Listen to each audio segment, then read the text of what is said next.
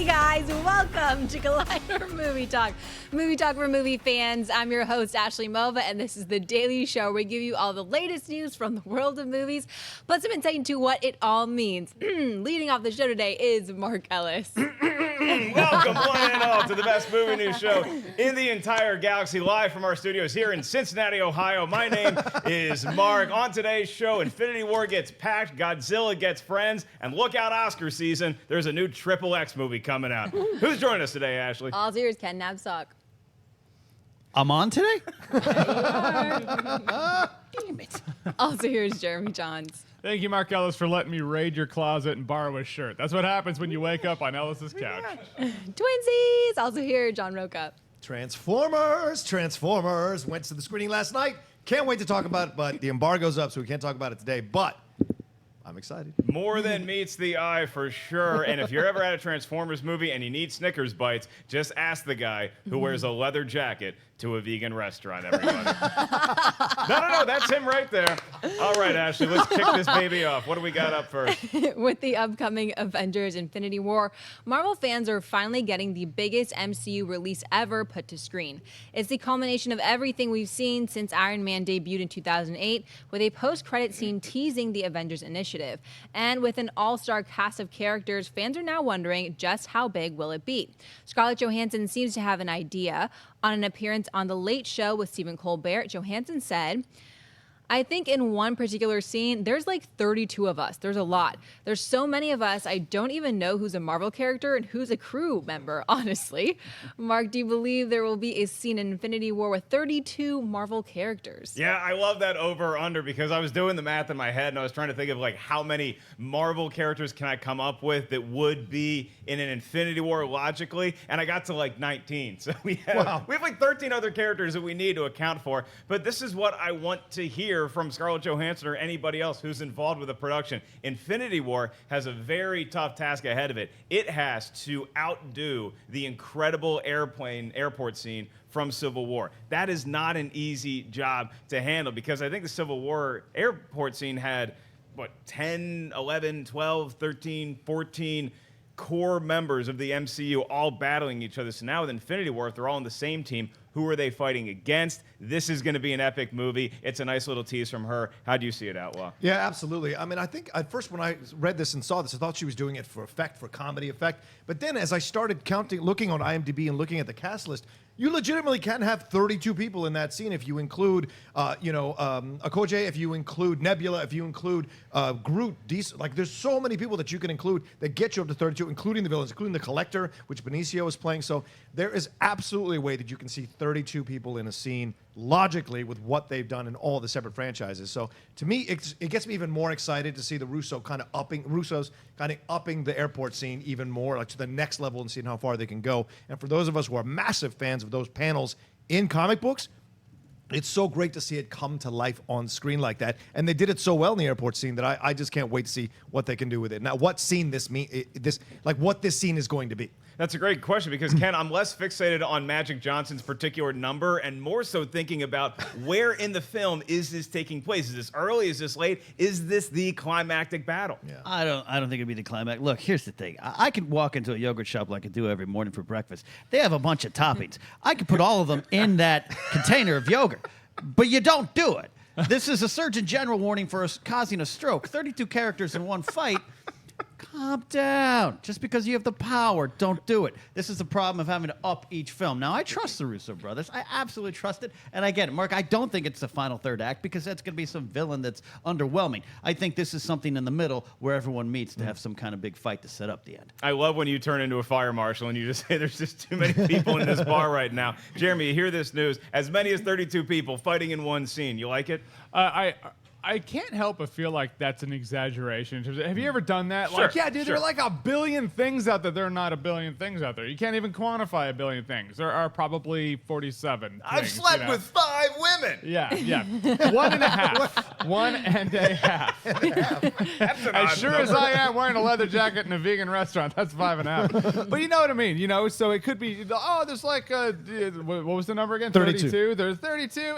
She might mean 20. It's possible to have 32. I agree with you. In the comic books, when you read it happen, it's really cool. So you want to see it come to life. I hope they, at least, if they can't make it work, I hope they pull back and don't do it. But even then, she's like, you can't tell who's crew and who's not. Might be crew. Who knows?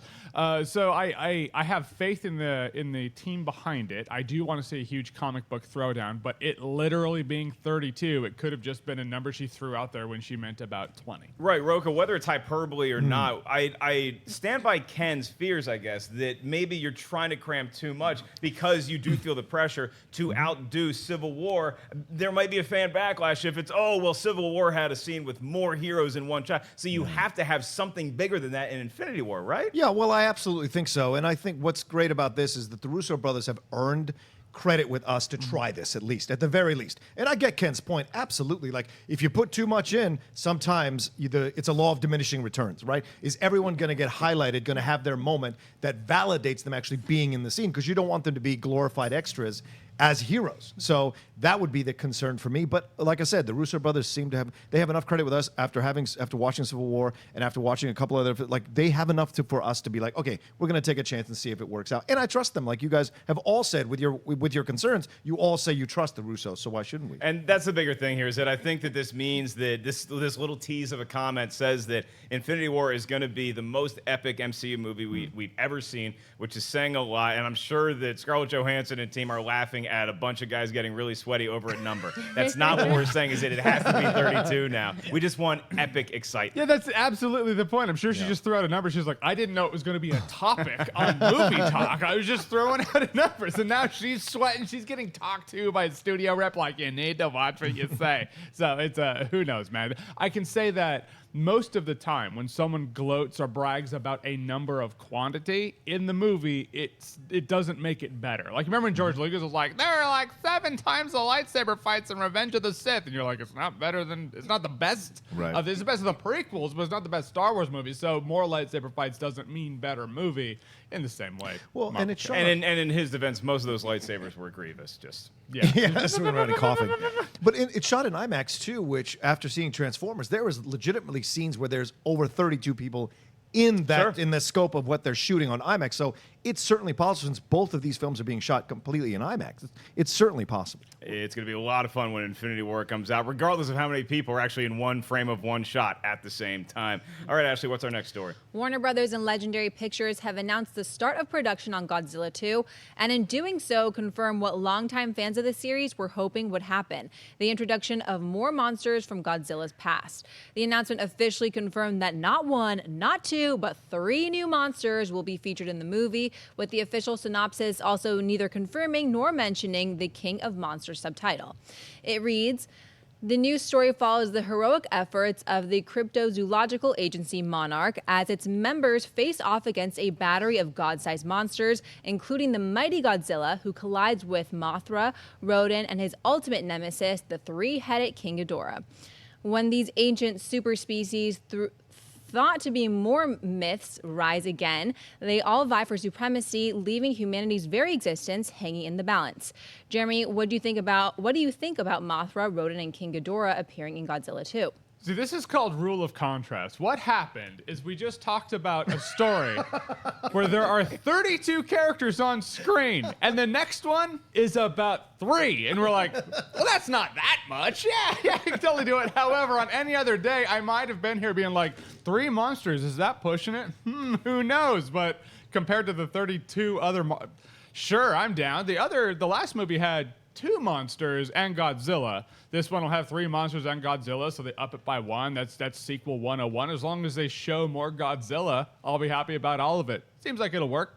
It's such a tough job that Michael Dougherty's going to have to do at some point in this movie when the humans realize that they have to root for Godzilla. You know, like somebody's going to have to take their glasses on or take their glasses off and be like, that's the one we need to win. Like, because we need to defeat Mothra, we need to defeat Rodan and Ghidorah. So I'm looking forward to all of these monsters in this movie. Now, this was originally called Godzilla, King of Monsters, and they appear to have dropped that surname from the title, so we don't know if it's actually going to be called that or just merely Godzilla 2. But either way, having these monsters in the Godzilla universe makes total sense because they have their, like, fans want to see Mothra. We got really excited when we seen these little teases of these monsters leading ultimately to King Kong versus Godzilla. So Ken, do you think that these 3 new monsters in Godzilla 2 are going to put up a fight, or are they just the appetizer before the main course of Kong? Look, in high school, my family and I had a lizard and it grew to 4 feet tall. One day we walked in and it had pushed the top of the cage open and leaped at my mother and I and attacked us. So I've never seen a Godzilla movie. That's a true story. Really? Yeah. Things get weird in Pismo Beach. 4-foot lizard, Cody. But I'll tell you what, I know people. My friend Joe Rusciarello, former Schmoes No Rider, he loves this stuff. And Mothra's like the big dude, right? That's like Thanos to Iron Man. That's a thing, right?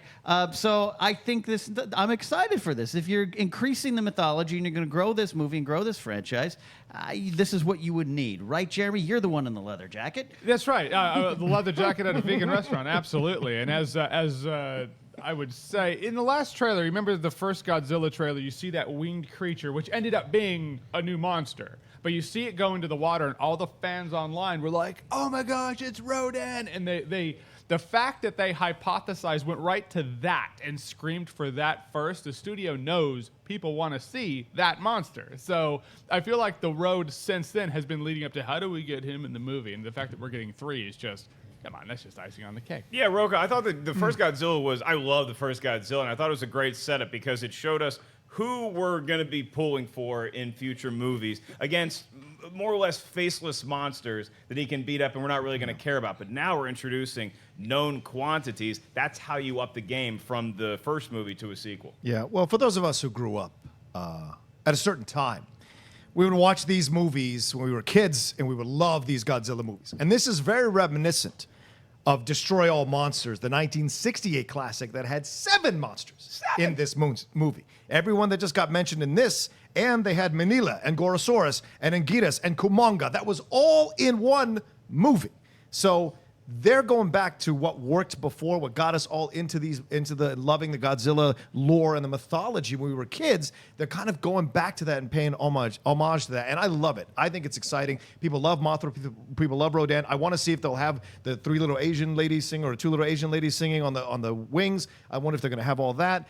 So it's going to be interesting to see how they play that. And are they all going to band together against King Ghidorah? Because that's what happened in Destroy All Monsters. So how are they going to play that out? And for me personally, I'm happy that they keep going with this straight out of Compton casting. They got O'Shea Jackson Jr. in this one. They had Corey Hawkins and Jason Mitchell in the last one. So I'm going to wait for the guy who played DOC and MC Ren and all those guys to show up in the next installation. So to me, this is fantastic, or installment. So to me, this all makes me excited because I like Godzilla. I liked Kong Skull Island. Maybe 20 minutes of it in the middle was a bit boring, but overall, a good, fun time at the theaters. And I like that they understand who the audience is and what to do with this material in this franchise. Yeah, Jeremy and Ken, I don't think that we're getting out of this movie having Godzilla defeating these monsters. There might be a team-up situation. There may just be a, hey, you bruised me and I'm going home, I'm going away, I'm going to come back in a subsequent movie. This may not necessarily be as clean-cut as Godzilla defeating 3 monsters. Right, I feel like there's going to be some sort of, it's monsters civil war. That's where they're going now. Civil war has changed the landscape for everything. And if there is one person who can take out all the monsters, it's Suge Knight. That is a great transition into our next story, which is opening this week. We got a big movie coming out in the theaters in a couple days. Actually, tomorrow, I believe. Tell us about it, Ashley. It's Transformers: The Last Night. Humans are at war with the Transformers, and Optimus Prime is gone. The key to saving the future lies buried in the secrets of the past and the hidden history of Transformers on Earth. Now it's up to the unlikely alliance of Kate Yeager, Mark Wahlberg, Bumblebee, an English Lord Anthony Hopkins, and an Oxford professor Laura Haddock to save the world. All right, buddy. Been waiting for this a long time. Go ahead and gush ahead. Actually, wait, I got to cut you off because the embargo. We're not allowed to talk about this movie that we got a screening of it last night. 4 p.m. today is when reviews are going to drop from us here at Collider, from me and Christian at Schmoes Know. So you're going to get to check all those out later on today. But Rocha, I know you've been looking forward to this movie for a long time. You are a hardcore Transformers defender. Movies 1 through 4, I believe. Why is The Last Night have the potential to be the best in the franchise? franchise? Well, I think because they're expanding the universe, right? They're doing world building, which is what people talk about that really helps a property or franchise exist and become more and more successful every time. If you're world building with each installment, each sequel, then you're really pushing the boundaries of what you can do with this franchise. And they go all the way back to King Arthur times and then of course come back to modern times. They go out into space. Cybertron's involved. There's so much happening here within the movie. And so to me, it's going to wrap up the mythology that they presented within the first 4 movies and then go to the next level, because what we're hearing now is those spin-offs and that Michael Bay is walking away from it. So there's all this stuff that's going to happen, I think, with the property, with the franchise next. So this was kind of like wrapping everything up that Bay had introduced from the beginning. He's bringing back Josh Duhamel for a reason. You know, it's kind of like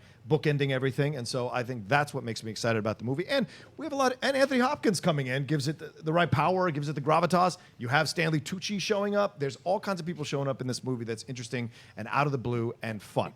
Yeah, I mean, look, I can certainly spin this positively as far as getting excited about a Transformers movie, because I would disagree about the specter of Michael Bay being something that gets me excited to go see a Transformers movie. I have a lot of concerns there. However, the fact that you're building this, not only you're doing world building, but you also are exploring the backstory of the Transformers and their legacy on Earth is something that's very exciting. As much as we joke about, oh, we're going to go back to Arthurian times and we're going to be in Germany during World War II, it is fun to watch a Transformers potentially massage every critical event in human history.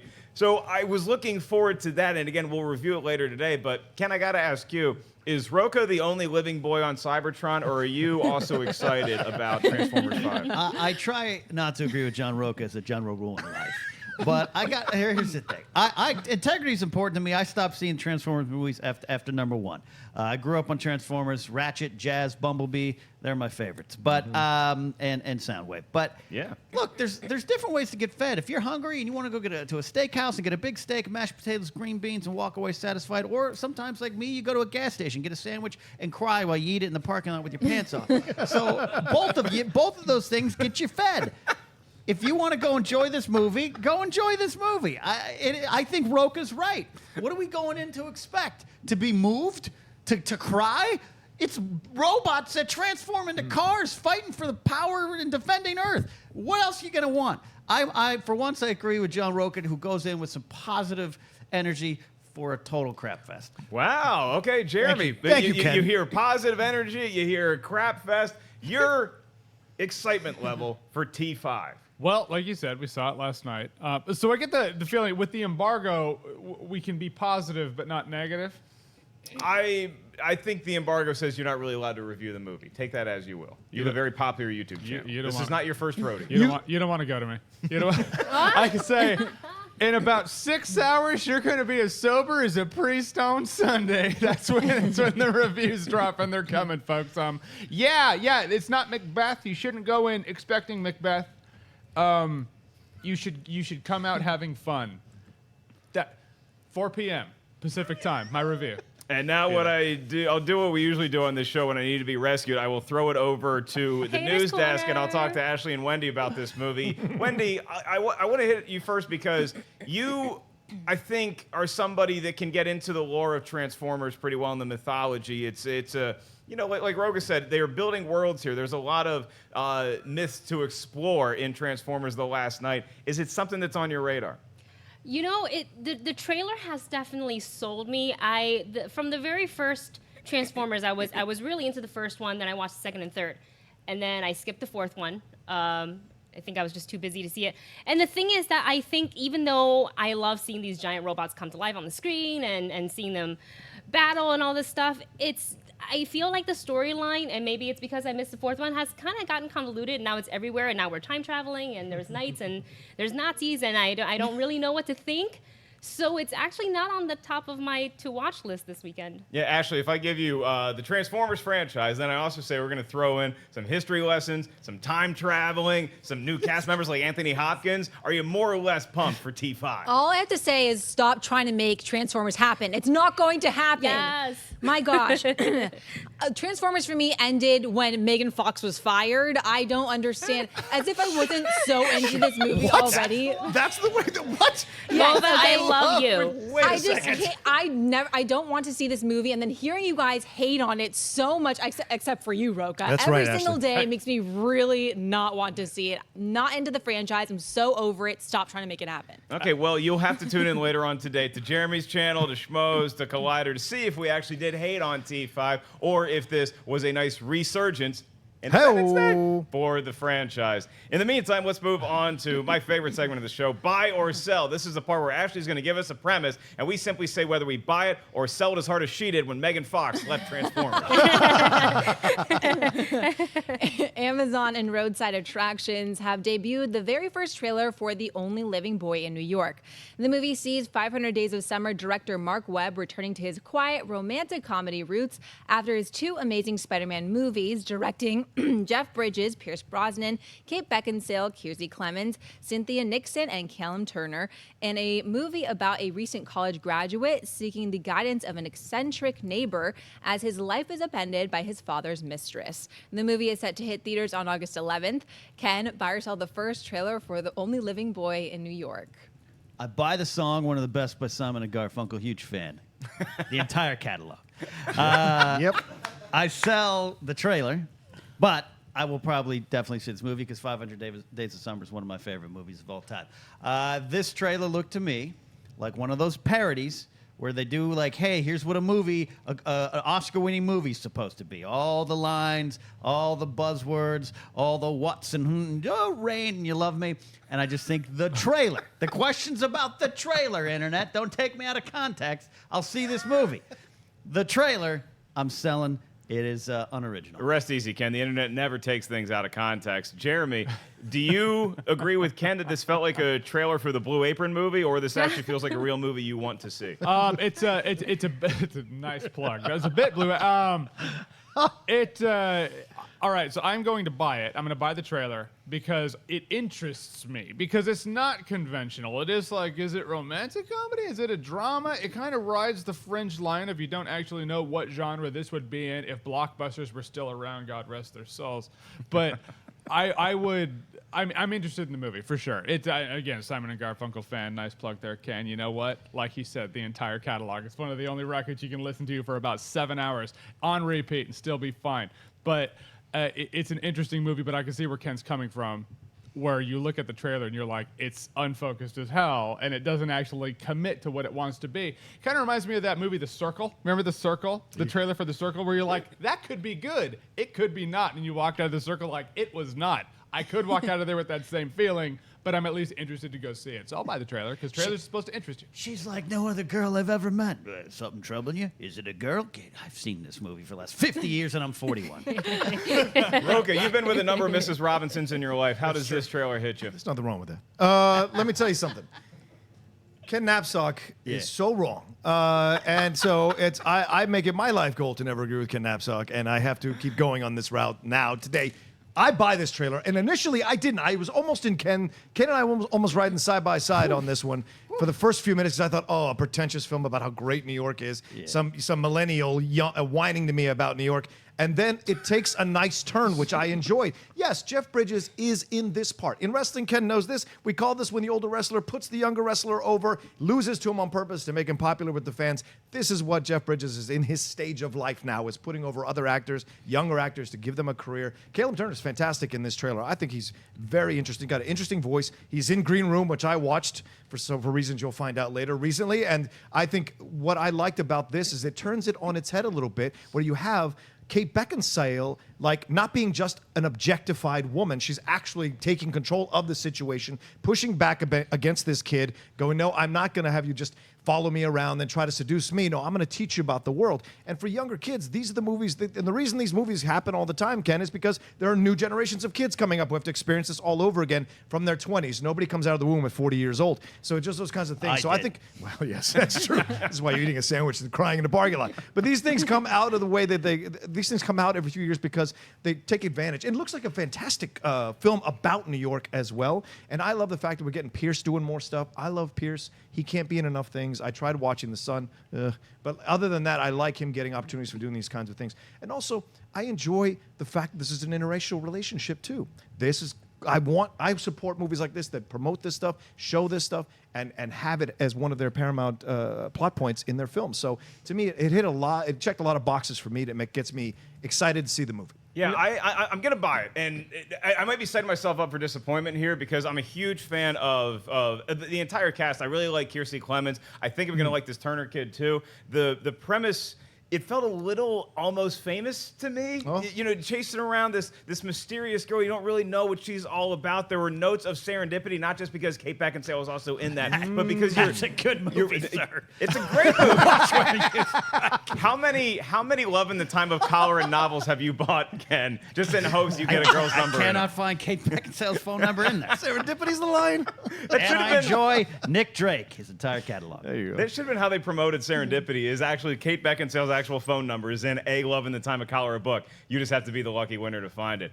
So I'm excited about Mark Webb going back to his 500 Days of Summer roots. I think that could be a nice plug for this movie. And Jeff Bridges as an eccentric neighbor, that's the role I want to see him in. I like this kind of stuff. Pierce Brosnan's always great, so I'm gonna give this the benefit of the doubt. Though, like Ken did, warn us, we might be setting ourselves up for disappointment if the actual movie plays out too conventionally. The trailer was very different, so I want to see the storyline follow that. I don't want it to all just like wrap up nice and neat in this bow. Like 500 Days of Summer did not wrap up the Right. way that Yeah. a lot of people thought it would. Excellent And as point. much as that might have upset me in the theater at the time, Right. as a man who has matriculated from those boyish days, I can appreciate that movie more than I used to. Sometimes you have to fall in love with an autumn. All right? Not a summer. That's what that movie does. Yeah, that's right. Let's hope this one does. Few kids want love relationship. Those who can't do teach, and that's why you go to Ken Napzok. Can I just say, He's been waiting for that. I There we have go. after your it wasn't after your dissertation Yes, thank you. and your view on Transformers. If you combine those 2, you don't just see the best in movies. Yeah. You go the most positive route one could possibly go for your view of what a movie could be. Ms. Right. Rocha, Yeah. when I die, I'm gonna hand my channel over to you. Thank you, Jeremy. knowing it's in good hands. Wow. That's a Nancy Kerrigan, Tanya Harding situation. I like it. You're gonna bash my knees outside the parking lot. Don't think he's going to try to take you out this weekend. I'm just saying, man. Like when he was going up, I was like, I don't think anyone in the room saw the trailer how you saw the trailer. It was just so inspiring and almost boyishly hopeful. well. It was so good. You inspired me, sir. Thank you. inspired me. In fact, I'm gonna go back and re-review every movie I've reviewed on my channel through the eyes of hope. There we go. I feel like the band leader for the band in the Titanic right now, and so I'm gonna throw. I do want to get Ashley and Wendy's quick take on this trailer. Did you guys get a chance to check this out before we went to? Oh, yeah, we did. What do y'all think? I thought when I read the synopsis, I don't know why I thought it was going to be a romantic comedy, and I was Right. like, yes, this is a romantic comedy that I've been waiting for because it's been such a long time since we saw a good romantic comedy. And I'm going to do a confession. I love The Amazing Spider-Man 2. Yes, I said it. I said I love The Amazing Spider-Man 2. It is what it is. Wasn't a huge fan of 500 Days of Summer because I like my movies to end with a nice big bow. I like the ways bow. Are you coming over? Oh here? my God, that was really scary. That was really intense. How dare you? Ken's Anyway, scary. my point is, before Ken comes over here, I was not a fan of this trailer. I just didn't know where it was going. Are you a drama? What are you? Like, Did you enjoy the possibly confusing tone of the trailer, Wendy, or do you think it looks like something different? I thought I was going to be into it until the very end, and I was like, well, I feel like we've seen this before. I feel like we're walking in circles, and it wasn't really until Mova, she watched it first, and the trailer ended for her, and she's like, wait, what? I was like, now I gotta watch it, because her and I are usually pretty in tune.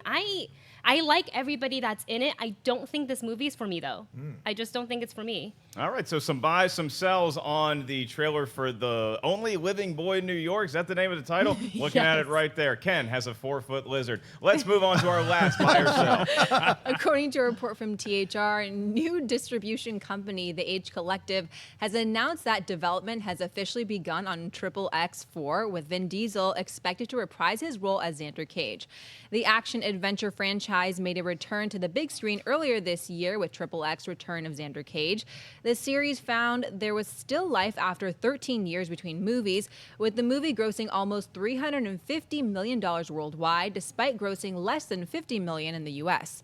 The international numbers were enough to warrant another sequel. There's no word on whether director DJ Caruso will return to direct Triple X4 at this stage. Rocha, buy or sell a Triple X4 starring Vin Diesel? This is really tough. This is really, really tough because I saw it with Christian at a screening, and all I thought was Vin Diesel is long in the tooth to play this part, especially when he's on the skateboard. And I'm just like, you're in your 50s, man. Are you close to 50, dude? Like, what are you doing, you know? But the thing made $350 million worldwide. So what the hell am I talking about when I'm supporting the Transformers franchise that makes more money internationally than domestically? So to me, I have to buy this begrudgingly because as much as I don't want to see movies, he's great in those movies. I think this is past him, but people obviously have there is a market for him, and people have a taste for him to play this part. So for me, I have to buy it because I think it makes logical sense by the studio to do it. And if they're making money, who am I to tell them to stop? Okay, first of all, 50-year-old men can skateboard. They're called art teachers, and they shop at Trader Joe's. I think the Triple X4. And Ross. Look, Yeah. I want to sell this because I didn't even see the last Triple X movie. I was on the road when the screening happened. Didn't care about ever checking it out. Didn't hear good things. Didn't like the trailers. I'm done with Triple X. However, from a business perspective, let's say that this movie, with the marketing and everything else involved, is going to cost $150 million to make. If you get a $200 million return worldwide on that initial investment, that is a no-brainer, okay? Even if you know you're going to get a lot of critical hate and your Rotten Tomatoes score isn't going to be fresh, who cares? You're making a crap load of money worldwide, and I see a lot of franchises that are going to start to go this route where they care less about the domestic box office than all of us schmucks do sometimes, because the dollars you make around the rest of the world are worth just as much, barring some sort of, translation kind of thing. But Jeremy, you hear Triple X4. You hear that it could make as much as the last one, which is $350 million. You like buying this or you like selling it? Hey, like you said, it's a business thing at this point. I think I might have seen the first Triple X back in the day because I was a projectionist when it came out. I haven't seen the Triple X movie since. I didn't see the last one. I'm like you. But, I mean, if people are watching them and enjoying them, why not bring joy to those people? I got to say, you Eminem and Papa docked me bad because I knew it was coming to you. I knew it was coming to you, and I was like, all right, when do you start shitting on this? And then I'm going to bring up Transformers, and I'm going to be like, what do you expect? I got you, motherfucker. And then you were like, well, I like Transformers. And I was like, damn it. Yeah, sure, I'll buy it. Why not? The outlaw gets the best of JJ. Kenny, buying, selling. I'm going to sell your mouth, you dirty speaking boy. That's what I'm going to do over It's a here. romantic comedy. I'm going to... Look, I'll buy this because you know what? We all moved to this town to reach for the brass ring, and Vin Diesel reached up, grabbed that brass ring, and he's not letting go. Go make your money, kid. You're 50 on a skateboard. God bless you. I did see the first one in the theater. I did. Asia Argento. That's all I'll say there. But Yes. you're right, Mark. This is business, and we look at these opening numbers and opening weekend stuff here in the U.S. of A. But Levi jeans and Triple X movies sell big in other places, and go for it. Make it happen. Vin Diesel is a singular action star that he's the most ripped guy I've ever seen who still has an inexplicable double chin. But if that makes you $200 million worldwide on top of your initial investment, look at what The Mummy's doing. The Mummy did not do well in the United States, but it's going to do well enough. It already has done well enough overseas to make its budget back and legitimize some sort of dark universe, hopefully with better movies going forward. So as much as I don't want to see a new Triple X movie, it's probably going to make money, so have at it, kids. All right, we are going to save some time at the end of this show for your live Twitter questions, so go ahead, start tweeting us right now at Collider Video. And before we move on to Mailbag, I want to remind you guys that a new episode of TV Talk, hosted by the one, the only Pittsburgh legend, Josh McCouga, dropped yesterday. And every Friday, you guys can check out on the Go90 network, Jeremy Jahns' show, Awesome Tacular. Do you know what we did last week? Was it pies? Huh? It wasn't pies. No, it wasn't pies. But we do pies from time to time. Every time Ellis mentions the show, I'm like, oh, pies. We also have a new Heroes. It's going to be live today at 1 p.m. PST. And like I said, remember, we're going to have a Transformers review up on the Collider video channel. We also have a super early review of the Annabelle sequel. It doesn't come out till August. There's already a review up on our channel right now at Collider Video, so make sure you guys check that out. And last but not least, also dropping today is an episode of the Team League of the movie Trivia Schmodown, and it's a whole new spin on it. Roll the clip. Ken's gonna be rolling up in his electric wheelchair against Rachel, the Rookie of the Year contender. Big time! What the?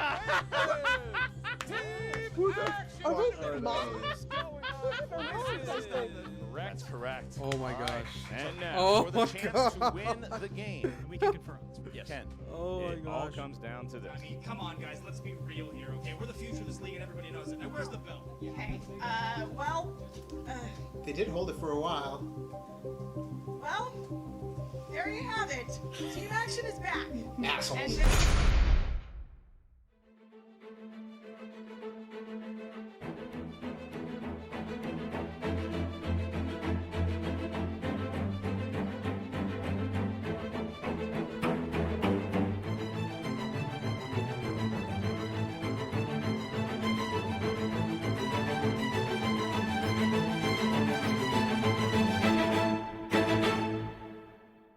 We're Mike Tyson, 1996. We don't even have to bite your ear off, okay? We are gonna beat you clean, plain, and simple with movie trivia.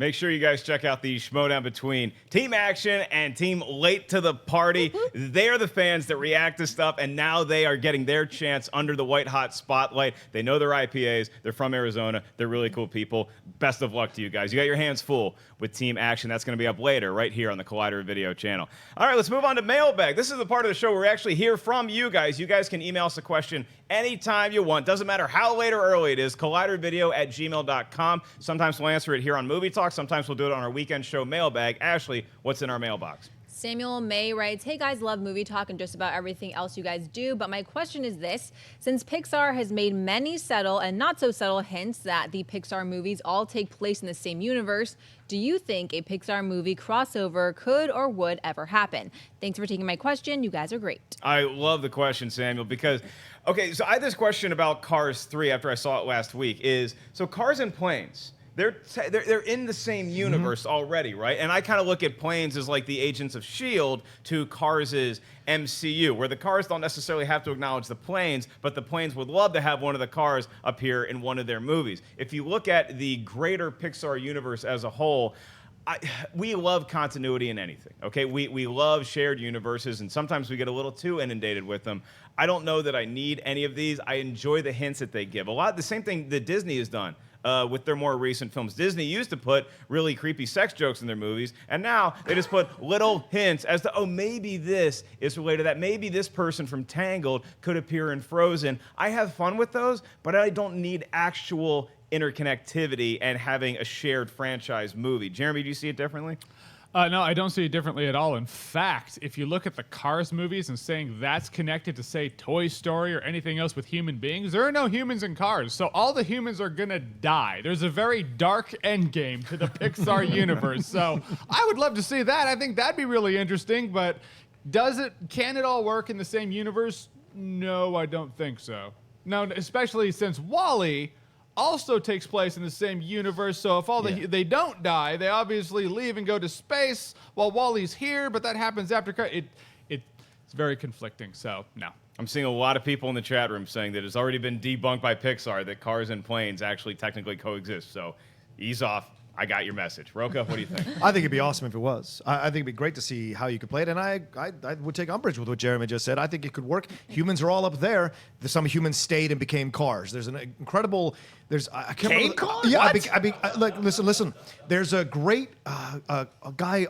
He's a writer on IO9, I think. He wrote this fantastic 9-page diatribe about how the humans are inside Cars in the Cars universe, and he actually confronted the people who made Cars 3 about it. It's a 25-minute video where he asks them and grills them about this possibility. Because why do cars need to eat? Why would they need to eat food? And they eat food in the franchise. Why would they need to do, like, how would they go to the So there's so much about it that is so, why would they have diners? That makes no sense. They're eating regular food at diners. They're cars. So there was a lot of this was broken down by this guy, and I thought it was fantastic. So to me, I'd say, it's certainly possible, because while the humans are up there and Wally's roaming around the garbage land, the cars could be on the other side of the earth or other side of the planet doing the things. And then you've got this idea the Incredibles getting involved at certain times. You could have them crossing over. Certainly Toy Story, Andy could get involved in an adventure with the Incredibles. I think it's certainly possible to cross over. You probably can't cross over everything, because Monsters University really kind of maybe could exist as well, because they have to go into those doors. They could go into Flash's door, Violet's door. There's all kinds of things you could play around with the universe. I would like to see it, but it has to be done, and I think, take Jeremy's point well, it has to be done intelligently and make sense for people who can figure out the chronology of everything. Ken, while I work on a hobby for Rocha, what do you think about this? Well, that article sounds great, but is the FBI looking for that guy's cabin? Like, I mean, that's crazy. Look, I'll accept that there already is a crossover. It's the gift shop at downtown Disney. If Wally picks up the dead carcass of Mater and is like, car, then I'm okay with this. But other than that, I'm with you, Mark. Like, nice little nods. Little clouds poofing up and saying sex. That's cute, too. All those things, just put them in there. I don't need everything in my life to be connected. Yeah, I was thinking of like a couple like images or scenes that you would have in my head where one, I think you could have the Monsters Inc.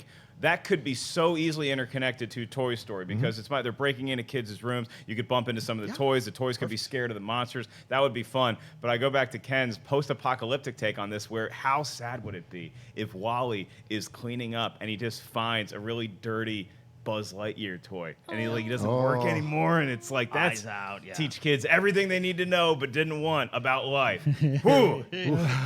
Good question, like Samuel. Thank you. That was a good debate. All right, let's move on to live Twitter questions. Like I mentioned, we're going to take some of your live Twitter questions right now at Collider Video. Wendy Lee is the gatekeeper. What do we got first? All right, the first one comes from Rocky Drago 66, who writes, with Annabelle 2's early positive review, does this get you more excited about David Sandberg directing the Shazam movie? I am hyped about Annabelle 2.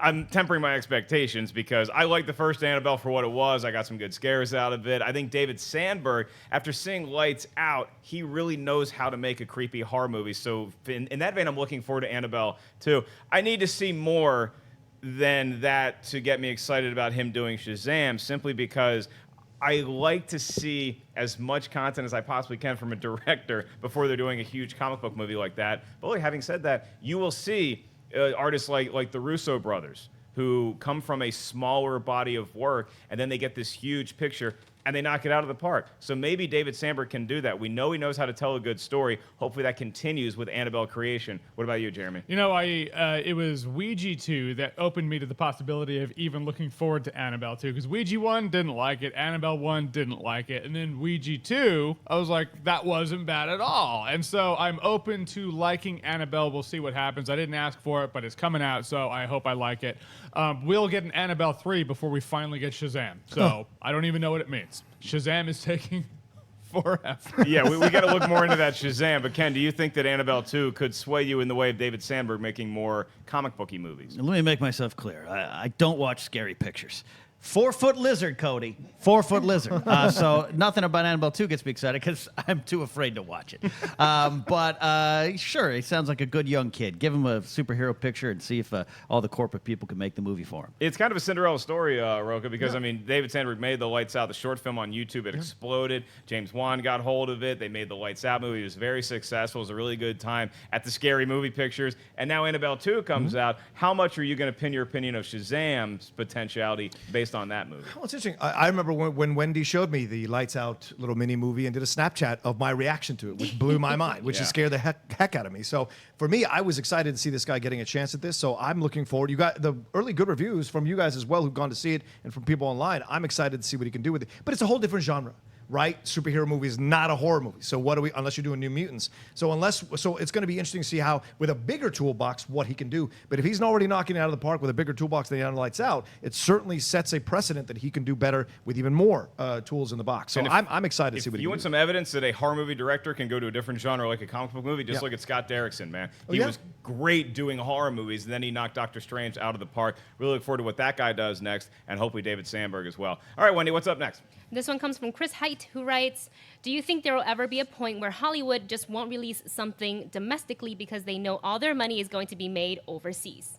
I would have to do the dollars and cents about that, how much it actually costs a studio to have a large release in theaters domestically, but I can certainly see that they tail back the promotion of it here because they don't have a lot of faith in American audiences going to see it. They're more focused on the worldwide returns. I don't think I could ever see a scenario where they make it here, but they don't release it here, but I see where the trend is going, where they're more focused on the international box office than here.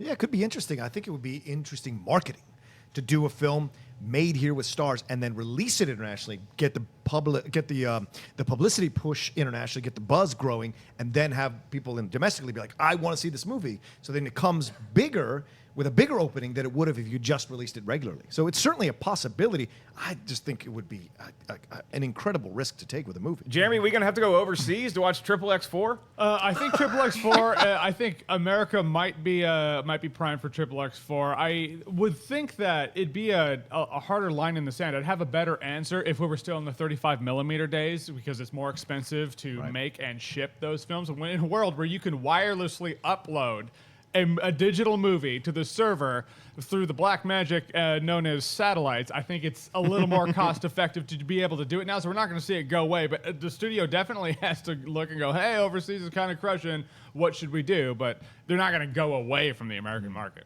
Kenny. It's not a bad thought, not a bad question to ask at all, because that's sometimes what we're seeing. We talked about it earlier. Tom Cruise is probably like, do we have to do America? Come on. Yeah, it's too much of the model right now, but maybe with other ways. Maybe video on demand, something changes it. And like you said, Ellis, maybe they skew the marketing towards foreign markets because the marketing is what obviously drives or sometimes drives a lot of these budgets up. It takes a lot to print pamphlets to put on bus benches. So. That's right. Well, the future is all in plastics anyway. All right, Wendy, let's do one more quick one. Okay, this one comes from Mazen El Arasi, who writes, are we due for a Home Alone reboot, and who would you cast as the Wet Bandits? I would say Kevin Hart and Channing Tatum. Ooh.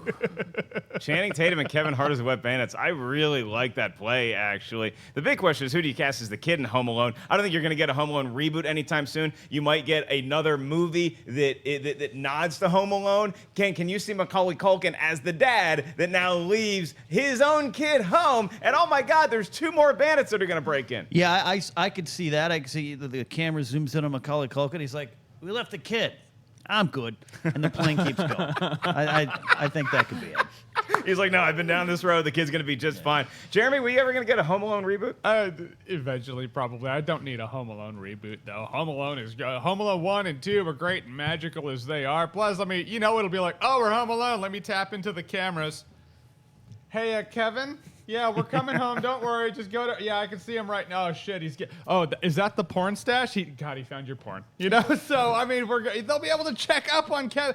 We live in a world of cell phones now. I don't know how Home Alone can work unless you take it back to the old days. You could have modern technology play a role for both the Kevin McAllister character and the new Wet Bandits. Rocha, I just got a great idea. So I like the Kevin Hart call, but maybe you pair Kevin Hart with Kate McKinnon, who is really good at doing some more over-the-top spoofy comedy. That would factor in well with the Wet Bandits. I would love that as a movie. I would not love it as a Home Alone reboot. We don't need it.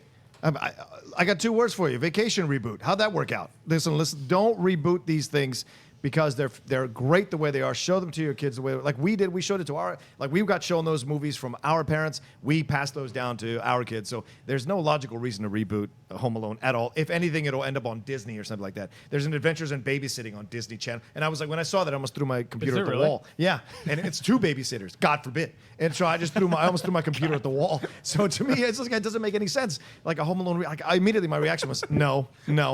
They're perfectly fine the way they are. And it's not like it's been 40 years since that one came out. Threw your computer against the wall. All the neighbors heard was Elizabeth Shue is a goddess, and then a loud crash ensued. Thank you guys for joining us here on Collider Movie Talk. Talk. I want to thank the entire crew behind the scenes, Cody and Adam, as well as everybody up here on the panel with me. Ken Napzok, where can the kids find you? You can find me at Ken Napzok trying to find out how many children John has that he's passing these movies on to. Jeremy Jahns. You can find me at Jeremy Johns on YouTube, Twitter, rest of the internet. You can find my show, Awesome-tacular, on Go90. Ellis and I, we do some movie games. We throw pies in each other's faces. Rocha and I don't do anything on that show, but he's still swell. You can find me wearing this leather jacket at your local vegan restaurant. John the Outlaw Rocha. You guys can always find me at the Rocha Says, R-O-C-H-A, on Twitter and on Instagram there. And also Cinephiles on iTunes and Stitcher. We just did Some Like It Hot. And Outlaw Nation podcast comes out tomorrow. But if you want to listen to the last one we had, I interviewed Jay Washington about the Black Panther trailer, interviewed Mark Tyler Nobleman about his work on the Batman and Bill documentary, and Matt Nose came back to talk about the NBA Finals and the NBA in general. All right, over on the news desk, Ashley Mova. Twitter, Instagram, YouTube, Ashley Mova. Happy Tuesday, guys. I like the new shimmy. Wendy Lee. You can find me on YouTube at the Movie Couple channel, at Wendy Lee Zany on Twitter, Instagram, and Snapchat. I am merely Mark Ellis. You guys can follow me on Twitter at Mark Ellis. Live will be at the Comedy Store this weekend, the Houston Improv next weekend, and subscribe to Christian and I's channel on YouTube. Schmoes know that'll do it for us here today. Make sure you guys subscribe right here to Collider Video's YouTube channel. Until next time, Ken has a 4-foot. Hey guys, if you like this video, click the thumbs up button. Also, make sure you subscribe to our YouTube channel. It'll help you stay up to date with everything we've got going on here at Collider.